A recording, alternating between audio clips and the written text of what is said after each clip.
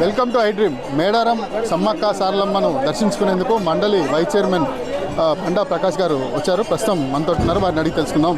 ఎట్లా ఉన్నాయి సార్ ఏర్పాట్లు? ఇక్కడ దర్శించుకోవడానికి వచ్చారు, ఎట్లా ఉన్నాయి సార్ ఏర్పాట్లు? బాగానే ఉన్నాయి. ఇంకా జాతర పూర్తి స్థాయిలో మొదటి కాలే కాబట్టి మొన్ననే అధికారులను సెక్టార్ వారీగా విభజించి ఇచ్చినారు. బహుశా ఈ 1-2 డేస్లో అన్ని ఆర్డర్లకు వస్తాయి. ఇప్పటికే చాలా పకడ్బందీ ఏర్పాట్లు అయితే చేసే క్రమం కనబడుతుంది. సరే, సాంప్రదాయబద్ధంగా కూడా చాలా రోజుల నుంచి మనం ఈ కార్యక్రమాలు చేస్తున్నాం కాబట్టి పెద్ద ఇబ్బంది ఉండకపోవచ్చు. మంచి ఏర్పాట్లతో ఈసారి ఎక్కువ మంది భక్తులు కూడా దర్శించుకునే అవకాశం ఉంటుందని ఈ సందర్భంగా తెలియజేస్తుంది. గతంలో ఎట్లా ఉండే ఏర్పాట్లు, ఇప్పుడు ఎట్లా ఉన్నాయి?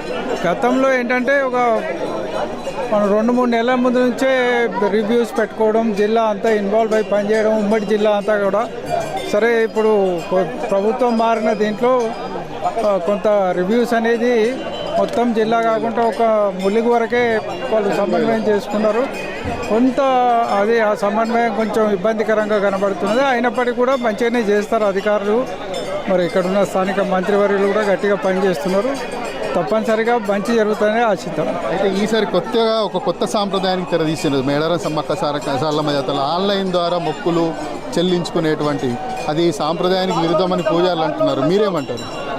వాస్తవంగా ఇవన్నీ వేరే దేవాలయాల్లో ఆచారాలు సమ్మక్క సారలమ్మకు వర్తింపజేసే ప్రయత్నాలు ఎండోమెంట్ నుంచి జరుగుతుంటాయి.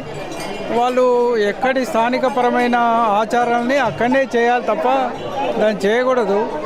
వాస్తవంగా ఇప్పటికే ఇక్కడ ఎన్విరాన్మెంట్ కానీ మిగతా అంశాలు కానీ చాలా పొల్యూట్ అయినాయి. మనకు ఇది ఒక టూరిజం ఎండోమెంట్ లాగా దాదాపు జరుగుతున్న నేపథ్యం కూడా ఎండోమెంట్ టూరిజం లాగా అవుతున్నది.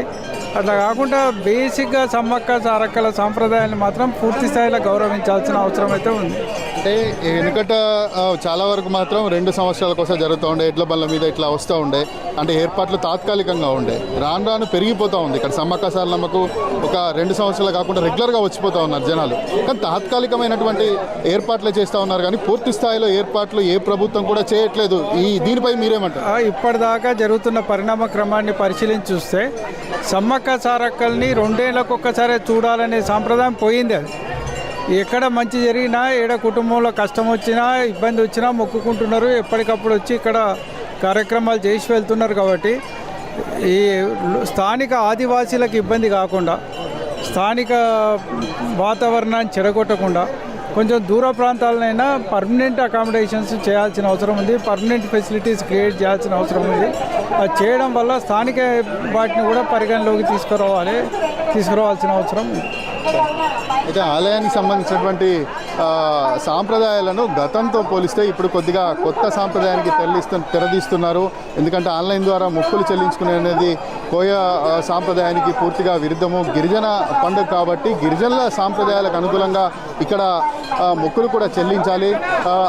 అంటే ప్రతి 2 సంవత్సరాలకు ఒకసారి వచ్చేది కనుక, గతంలో ప్రతి 2 సంవత్సరాలకు ఒకసారి కనుక ఈ జాతర నిర్వహిస్తుండే. ఇప్పుడు ప్రతి రోజు కూడా వచ్చిపోతూ ఉంటారు కనుక తాత్కాలికమైన ఏర్పాటు కాకుండా పూర్తి స్థాయిలో ఏర్పాటు చేయాలి. అంటే పూర్తిగా సాంప్రదాయాలను, అంటే గిరిజనులకు సంబంధించినటువంటి సాంప్రదాయాలను పూర్తిగా పక్కన పెట్టే విధంగా ఎవరు కూడా చేసినా ఇది కరెక్ట్ కాదనేటువంటి ఒక అభిప్రాయాన్ని మండలి వైస్ చైర్మన్ బండా ప్రకాష్ వ్యక్తం చేస్తున్నారు. వీడియో జర్నలిస్ట్ ఉపేంద్ర మోత్కూర్తో Shravan, iDream news, Medaram Sammakka Sarakka జాతర.